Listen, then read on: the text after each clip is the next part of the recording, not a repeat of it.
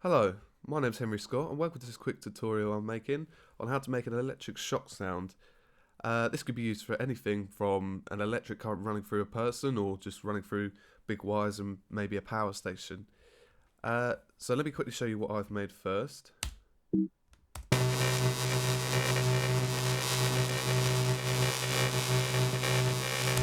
And as you can see, I've made this sound in Logic. I've also used Native Instruments Massive, which is a really great little sound software synthesizer. You can use any software synthesizer really, so long as you know how to use your favourite synthesizer. You can take what I've used from this and apply it to that. So let's have a look at the sound. So I've split it up into three different sections. You've got the high frequencies,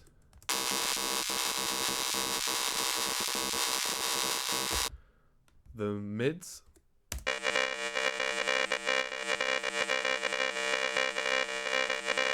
and the lows.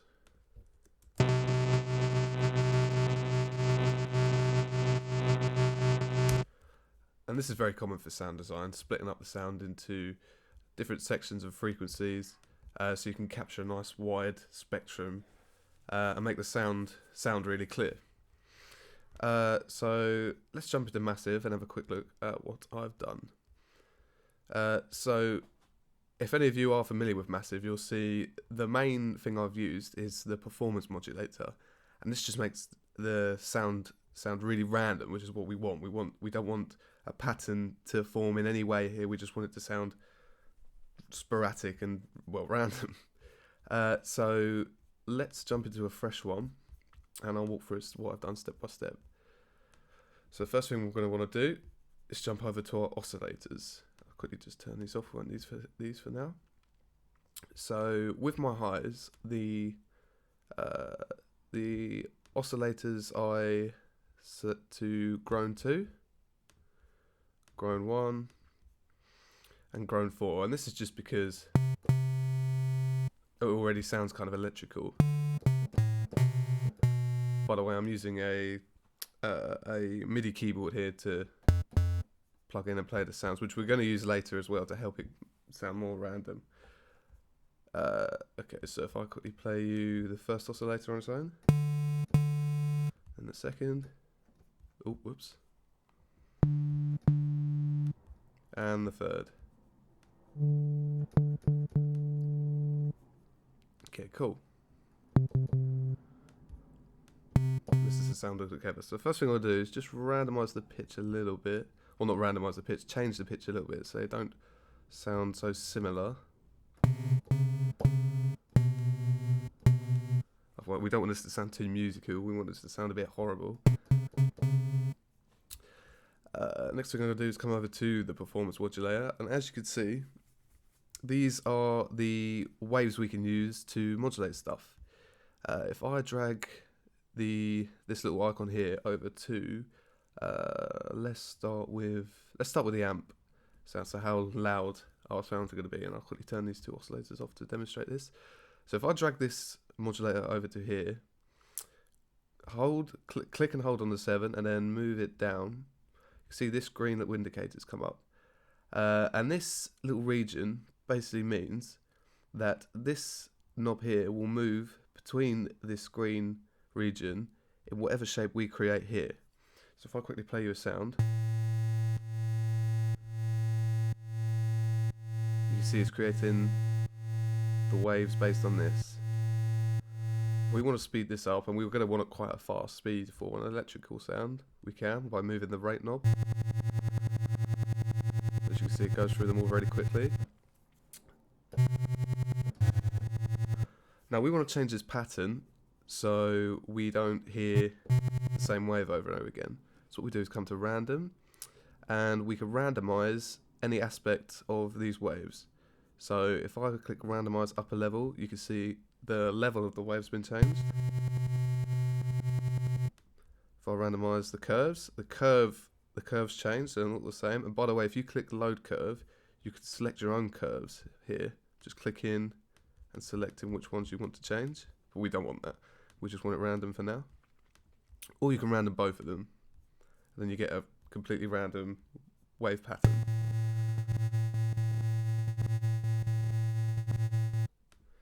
Now the performance modulator has two separate wave patterns.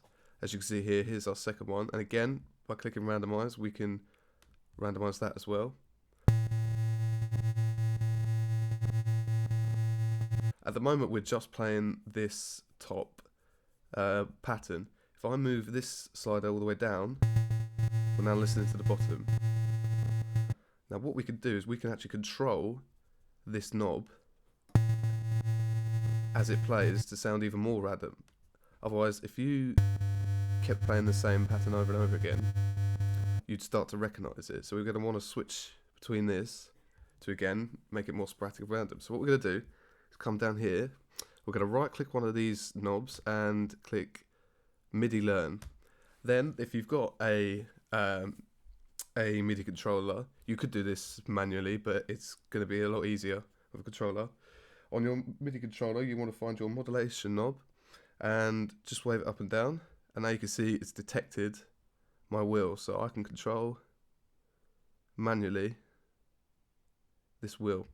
And if I drag this little icon over to the knob over here, do the same as I did over here, so click and hold and then move it up or down, I can create a region in which I can control this knob. So if I play, actually we'll make this easier. If I got load curve, we'll take a simple curve and we'll just make this all the same.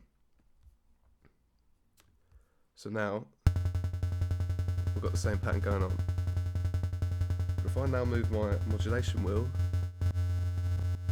you can now hear it's following this pattern of waves because it sounds random.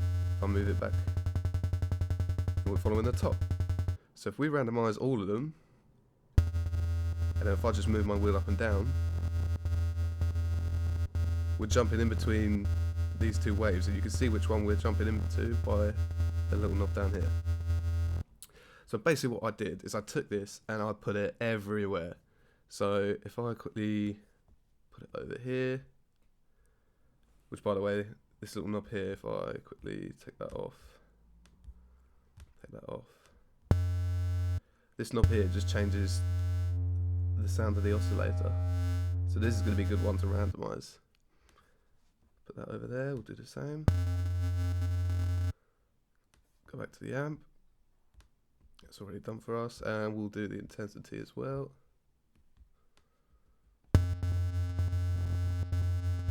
Cool, and then if I move my modulation wheel,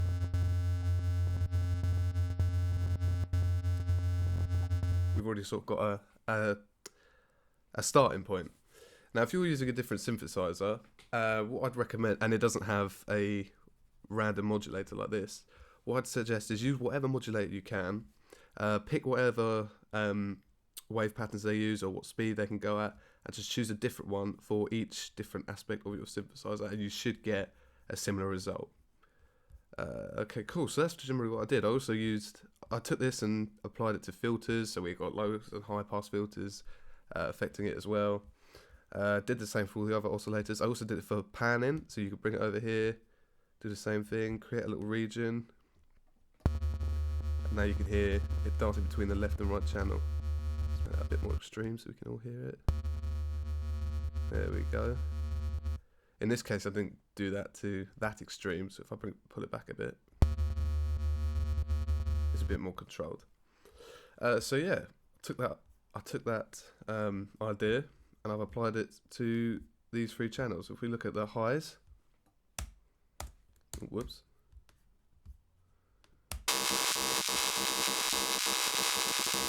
Before those three different oscillators, the intensity, the amp, the filters, as I said earlier, and even this modulation wheel changes the sound completely. And again, you can see just a random set of waves there. Again, done the same for the mids. Just have a look there.